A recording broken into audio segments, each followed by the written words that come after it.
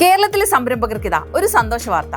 ചെറുകിട ബിസിനസ്സുകളുടെ പ്രവർത്തന രീതിയെ ഒന്ന് പരിഷ്കരിച്ചിരിക്കുകയാണ് സർക്കാർ പുതിയ പഞ്ചായത്ത് രാജ് നിയമങ്ങളിലൂടെ. പുതിയ നിയമങ്ങൾ പ്രകാരം ഒരു വീട്ടിൽ ആൾതാമസമില്ലെങ്കിൽ ആ സ്ഥലം മുഴുവൻ ഇപ്പോൾ ചെറുകിട വ്യവസായങ്ങൾക്കായി ഉപയോഗിക്കാം. ആളുകൾ വീടുകളിൽ താമസിക്കുന്നു എന്നാണെങ്കിൽ അവരും വിഷമിക്കേണ്ട.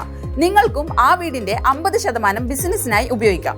അതേസമയം apartment, residential flat, lodge, tourist home തുടങ്ങിയവയിൽ വ്യവസായ സംരംഭങ്ങൾക്ക് അനുമതി നൽകില്ല. പുതിയ നിയമം വഴി ഉൽപാദനം, വ്യാപാരം, വാണിജ്യം, സേവനങ്ങൾ എന്നീ വിഭാഗങ്ങളിൽപ്പെടുന്ന സംരംഭങ്ങൾ വീടുകളിൽ തുടങ്ങാനാകും.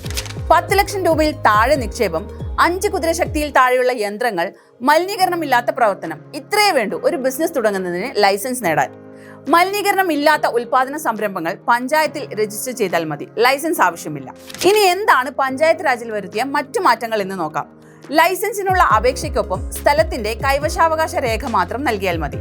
അതല്ല, ഉൽപാദന യൂണിറ്റുകളാണെങ്കിൽ മലിനീകരണ നിയന്ത്രണ ബോർഡിന്റെ അനുമതി കൂടി വേണം. അപേക്ഷകൾ നിരസിച്ചാൽ അടച്ച തുക തിരികെ നൽകും. അപേക്ഷയിൽ നിശ്ചിത സമയത്തിനകം തീരുമാനമെടുത്തില്ലെങ്കിൽ താൽക്കാലികമായി ഡീംഡ് ലൈസൻസ് നൽകും. സംരംഭകൻ മാറുകയാണെങ്കിൽ പുതിയ ഉടമയുടെ പേരിലേക്ക് ലൈസൻസ് മാറ്റാം. ഒരു സ്ഥാപനത്തിന്റെ ഒന്നിലധികം ഇനങ്ങൾക്ക് ലൈസൻസ് ലഭിക്കും. ലൈസൻസ് പുതുക്കാൻ ഫീസ് അടച്ച് സ്വയം സാക്ഷ്യപ്പെടുത്തിയ സർട്ടിഫിക്കറ്റ് മാത്രം സമർപ്പിച്ചാൽ മതി. ഒന്നിലധികം പഞ്ചായത്തുകളിൽ വ്യാപിച്ചു കിടക്കുന്ന സേവനത്തിന് ഓഫീസുള്ള പഞ്ചായത്തിൽ മാത്രം ലൈസൻസ് എടുത്താൽ മതി. ലൈസൻസ് ഫീസിൽ വർധന വരുത്താതെ സ്ലാബുകളാക്കി നിശ്ചയിച്ചു. ഈ സ്ലാബിനുള്ളിൽ നിന്ന് എത്ര ഫീസ് വേണമെന്ന് തദ്ദേശ സ്ഥാപനങ്ങൾക്ക് തീരുമാനിക്കാം. ഇനി എല്ലാം അനായാസം സാധിക്കും.